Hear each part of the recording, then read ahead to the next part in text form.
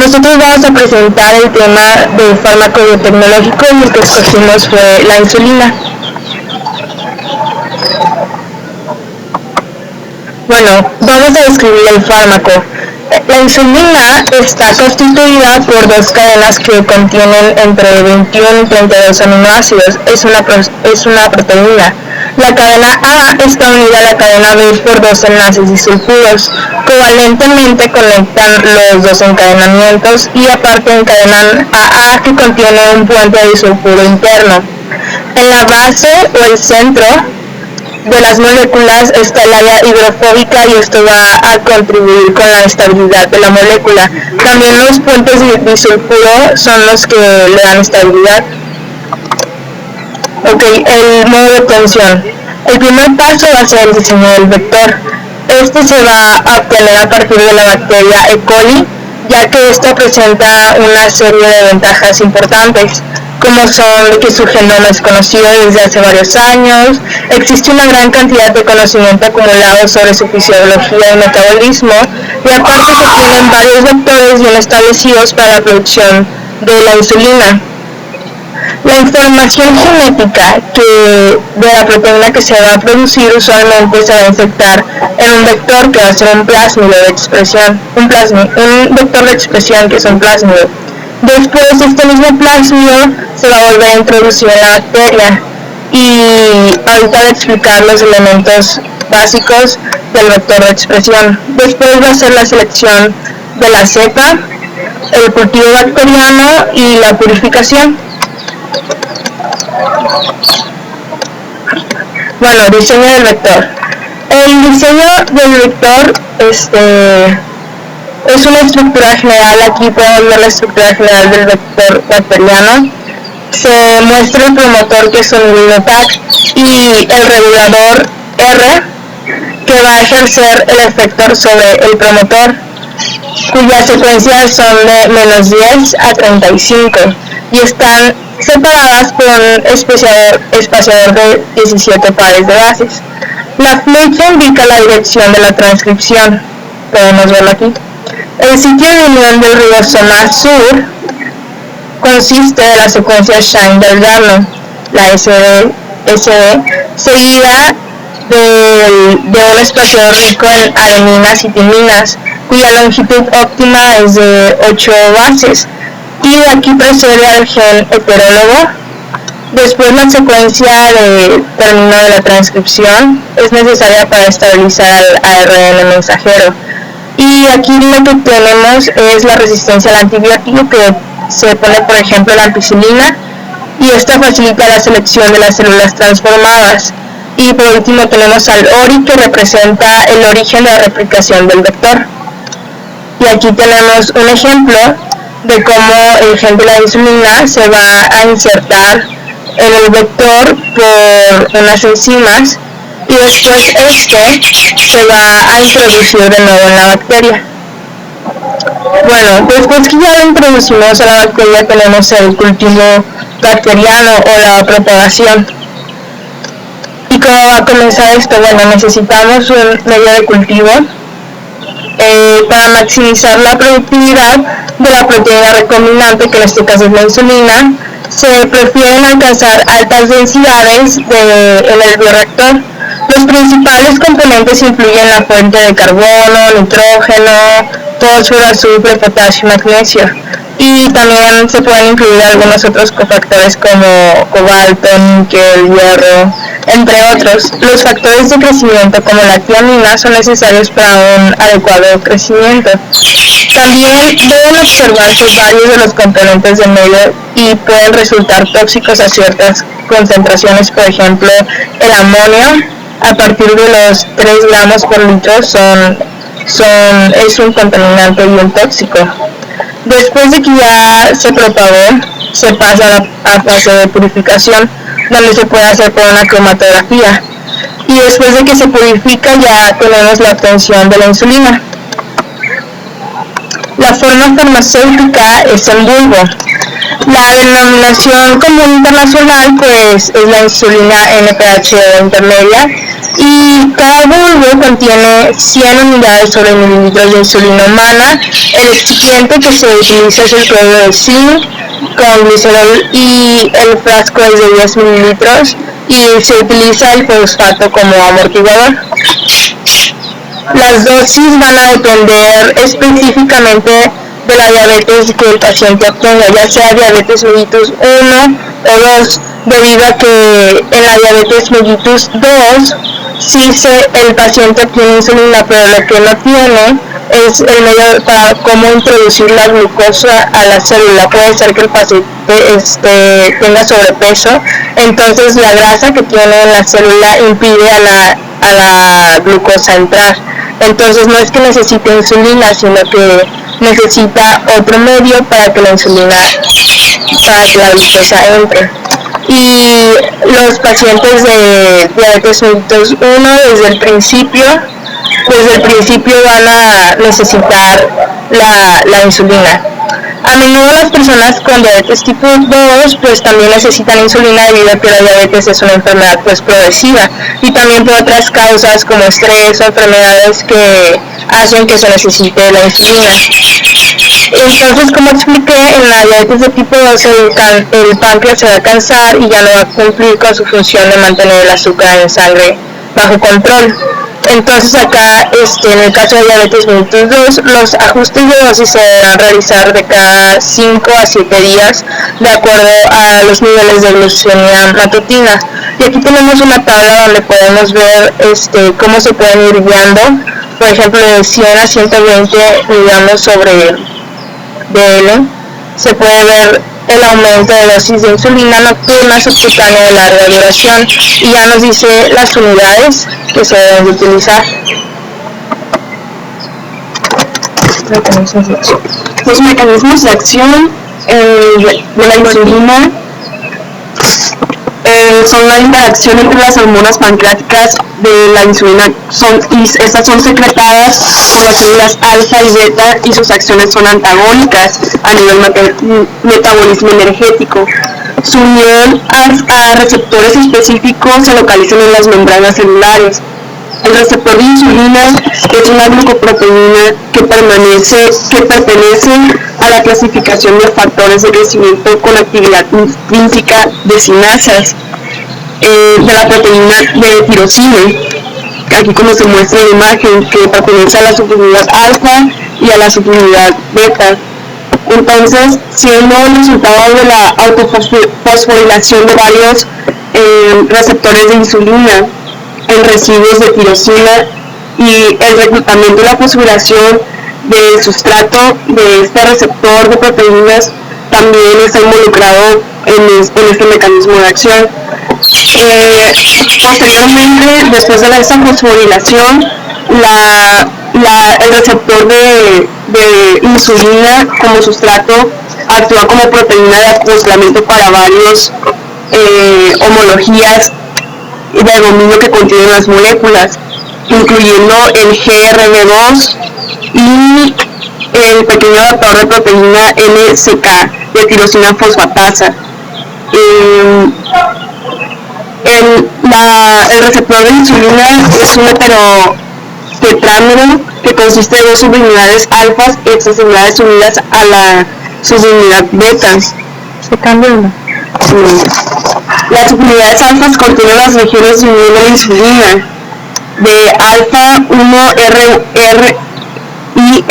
y alfa 2 IR, en adición a la región líquidas esteínas. La subunidad beta contiene la proporción extracelular, una transmembranal y una intracelular. En su proporción intracelular se localiza el dominio catalítico de sinasa de tirosina, con un sitio de unión de ATP en sitios de fosforilación en tirosina que se localizan en las regiones justamembranal de tirosina 965 y tirosina 972. Por otro lado, la PI3K tiene un papel fundamental para la activación y la regulación de la insulina inducida por los procesos metabólicos, que durante su absorción con el receptor de insulina de sustrato promueve la activación de AKT, que regula varios procesos biológicos. Esto incluye la estimulación del transporte de glucosa, el glucógeno y la síntesis de proteínas, la proliferación celular y la sobrevivencia a través de la regulación de los otros quinasas como el glucógeno sintasa quinasa 3 alfa beta. Bueno, y que el decremento de esta señalización de la insulina comienza con la activación o el sustrato de la actividad quinasa del receptor de la insulina, que es el único componente de la vía que es único a la acción de la insulina. La traducción de las señales a través de la vía de PI3K se esquematiza y se inicia el receptor activo y autofosforilado. Interacciona con los receptores de insulina del sustrato y los fosforila.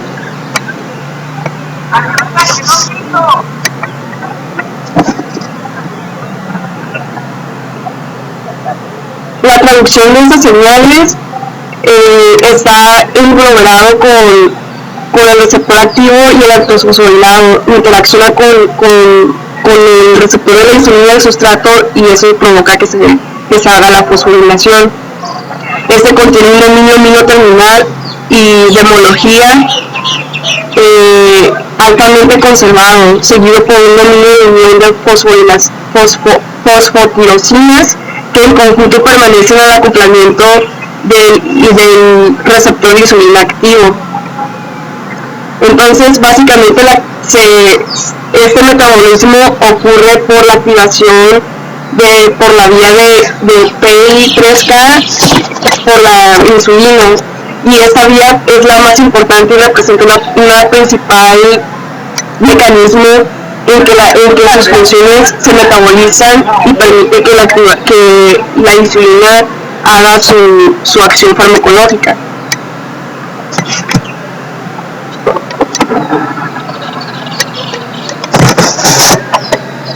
¿Ya? La regulación del transporte de glucosa por la insulina promueve la translación del transcolocador de glucosa GLUT4 de comportamientos intracelulares de las membranas plasmáticas por una vía dependiente de activación de PI3K y de sinasa AKT. Como ya lo mencioné antes, esa activación se hace por la vía de PI3K de AKT por la insulina, y la enzima AKT regula varios de los efectos metabólicos a través de la fosforilación de una lista creciente de sustratos que propagan una respuesta de la insulina, incluyendo la enzima de glucógeno sintasa GS. Entonces, a la glucógeno sintasa sinasa 3 provoca que se hace esa fosforilación. Entonces, la inhibición del GCK3 por AKT favorece la activación del glucógeno en la sintasa y el aumento de la síntesis del glucógeno.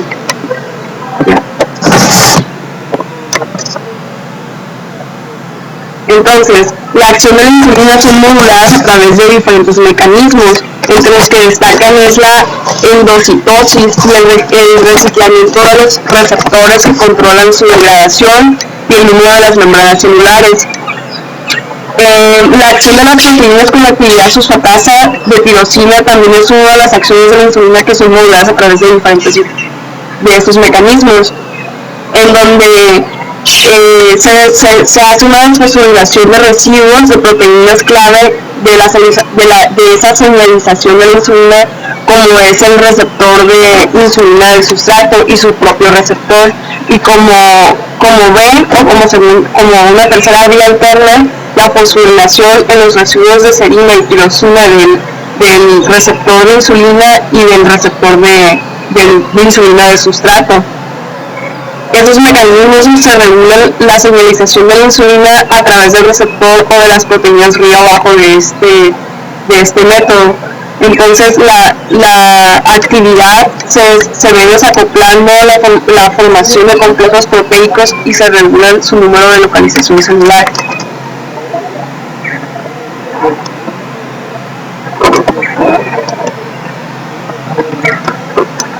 La oncocinética se ve afectado si por la absorción o es una de las cinéticas de la insulina que se saca por medio de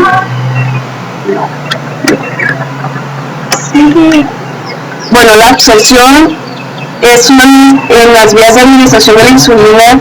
Se trata de un péptido que se degrada por enzimas digestivas, por lo que se administra por vía subcutánea intramuscular, y en caso de emergencia se introduce por vía intravenosa. En la actualidad se han desarrollado sistemas que permiten suministrar esta hormona por inhalación. Sin embargo, ese método todavía no se lleva a cabo o ha sido descartado debido a las adversidades que se ocasionan. La insulina circula en el plasma enlazada a beta-glucoglulinas, y la vida media de esta es de alrededor de 10 minutos aproximadamente, aunque sus efectos duran 4 horas en general. Las moléculas de insulina se fijan a las células efectoras que poseen receptores específicos, y la mayoría de los tejidos, principalmente el hígado y el riñón, metabolizan la insulina. El hígado produce un efecto metabolizador intenso en el primer paso de la droga, y de un 20% al 50% de la insulina es metabolizada en el hígado en el primer pasaje. Sin embargo, la enzima metabolizadora es el glutatión insulina transhidrogenasa, que produce una inactivación de la insulina por reducción de los puentes disulfuros y la separación de dos cadenas polipeptídicas. En el hombre hay una producción diaria de entre 40 hasta 50 unidades de insulina. Se estima que en todo el páncreas endocrino existe de entre 50 a 150 microunidades sobre mililitro.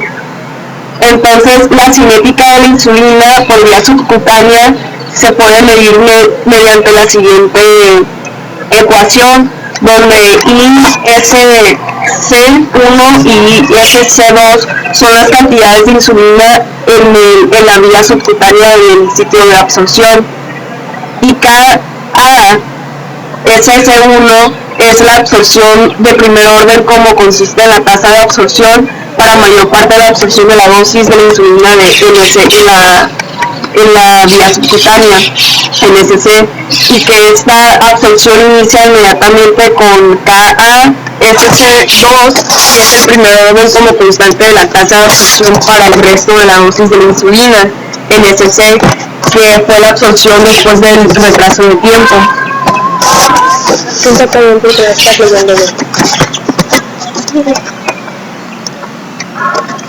Las condiciones iniciales del IS es S0, que fue estimado anteriormente con ISC1 y SC2 son ceros, por lo tanto son eliminadas.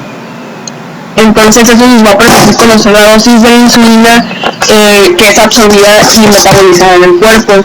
La biodisponibilidad total de la insulina se supone que es de un 100%.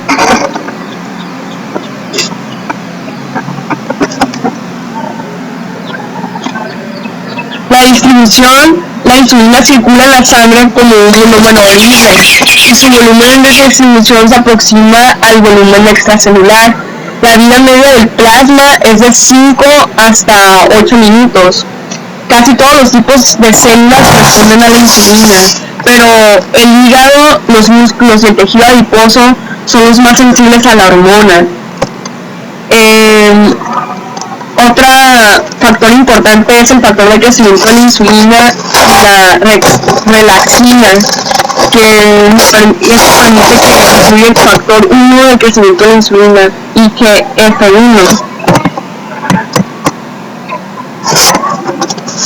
En el metabolismo, como ya lo mencioné antes, la insulina se degrada principalmente en el hígado, también en el riñón y en el músculo, y se estima que alrededor del 50% es el que se metaboliza en el hígado.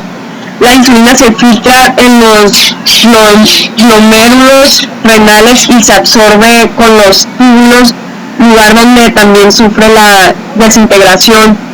El deterioro de la función renal prolonga la vida media de la insulina y las acciones biológicas de la insulina inician en el ligando unido a un receptor de superficie, lo cual deriva en la autofosforilación del receptor y activador de la tirosinquinasa, activador del intrínseco.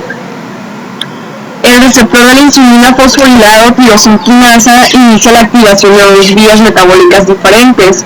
En la vía fosfatidil-inositol 3 quinasa, que es el PI3K, como antes lo mencioné, fosforila el sustrato receptor de la insulina, miembro de la familia de los residuos de tirosina. Y por último, en la eliminación ocurre en el páncreas, en su mayoría, en donde existen alrededor de 1 millón de islotes que representan 2% de las masas de las células pancreáticas. Dentro de estos islotes se distinguen entre tipos celulares, que es las células A o alfa o las células B, que representan una organización tridimensional en el núcleo central de las células betas, rodeando por el resto de las células endocrinas. La insulina suprime la secreción del glucocagón, entonces el glucocagón estimula la secreción de la insulina y una de ellas es capaz de suprimir la propia secreción, acción de autocrina. La actividad celular se controla y se regula en la acción de nutrientes y otros péptidos y señales paracrinas, inervación simpática y parasimpática ejerce la acción sobre ese islote. En las descripciones de las patologías que esta causa y se utilizan, existe la resistencia a la insulina. Es un estado patológico en el que las células que ordinariamente responden a la insulina dejan de hacerlo. Entonces, los individuos con resistencia a la insulina están predispuestos al desarrollo de diabetes tipo 2, que se les asocia frecuentemente con el número importante de desórdenes de salud, entre los que se encuentra la hipertensión, la infección crónica y las enfermedades de tipo cardiovascular y la obesidad. La insulina inhibe también la producción hepática de glucosa, mientras que promueve la captación de la glucosa por el tejido muscular esquelético adiposo.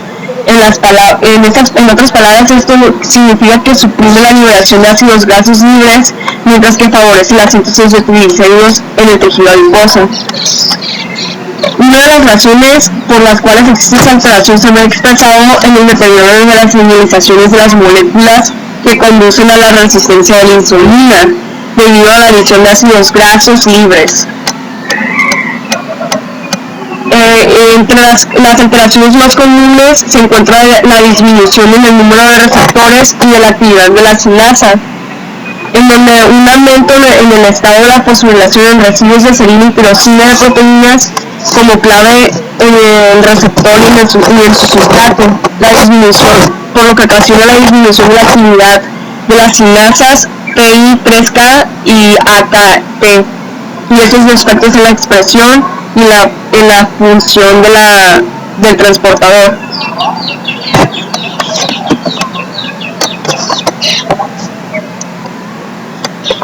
La insulina regula estas contraindicadas en el caso de la hipoglucemia y en aquellos pacientes que han mostrado la hipersensibilidad y cualquiera de los componentes de su formulación. Como contraindicación, no debe usarse en bombas o altas cantidades de insulinas o implantadas en periplasmáticas en tubos de silicona. Los potenciales efectos adversos asociados a todas las insulinas son las hipoglucemias y la hipocalemiemia. Otros efectos adversos se ven asociados con la lipodistrofia y las reducciones de hipersensibilidad. Y en este caso no existen restricciones sobre el uso de la insulina que se puedan regular durante la lactancia o en periodos de gestación. Como efectos secundarios,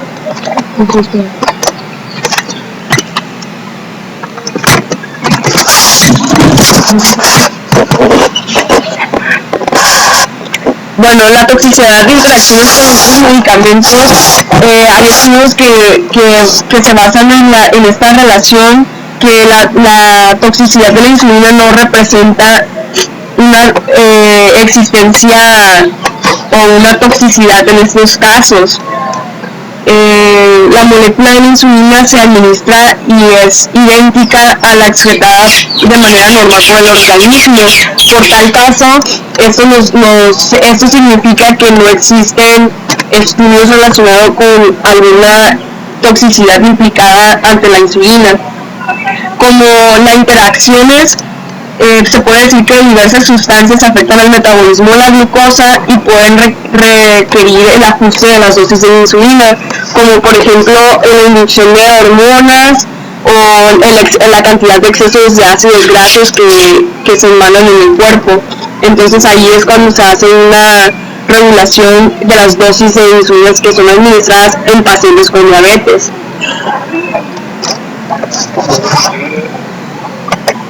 Bueno, los efectos secundarios.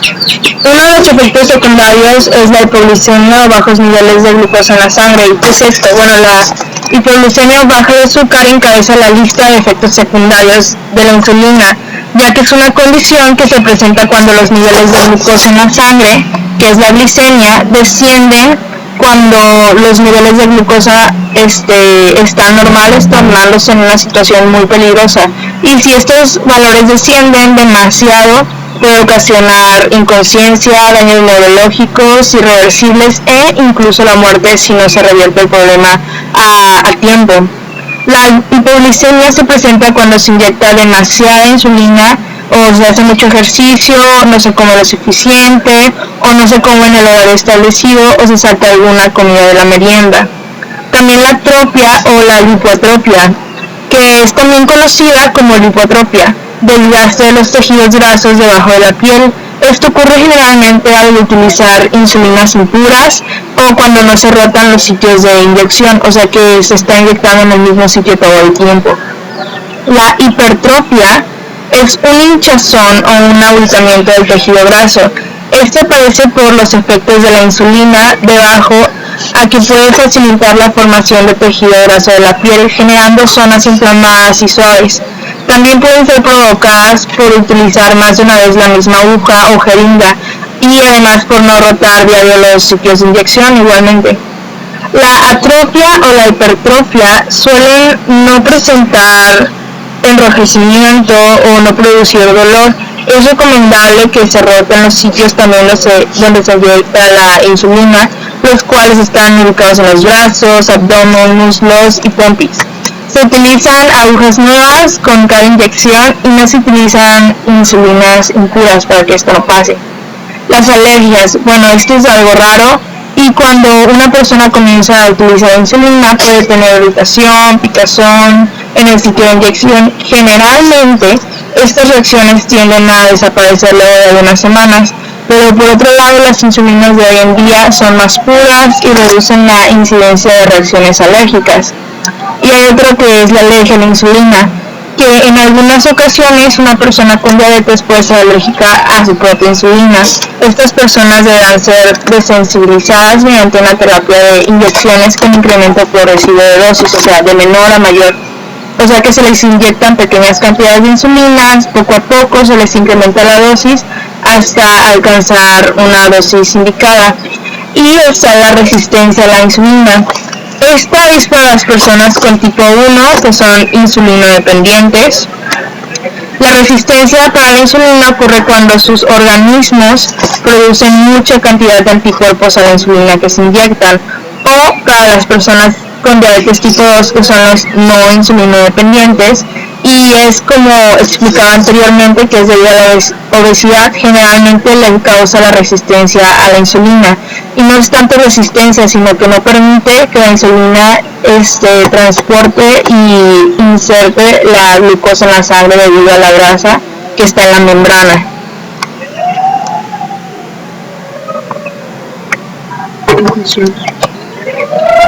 Bueno, y como conclusión tenemos que los fármacos que se obtienen a través de los procesos biotecnológicos tienen una serie de características que los diferencian claramente de los fármacos de síntesis química. Por ejemplo, hay más abundancia de los fármacos biotecnológicos debido a su eficacia y especificidad al tratarse de enfermedades tanto crónicas como las más comunes. Una de las principales diferencias es que los fármacos biotecnológicos tienen diferente estructura, es más compleja y tienen mayor peso molecular, así como la inmunogenicidad que tienen y el riesgo que se puede adquirir al momento de que se está empleando. Pero a pesar de todo esto son bastante específicos, eficaces y efectivos.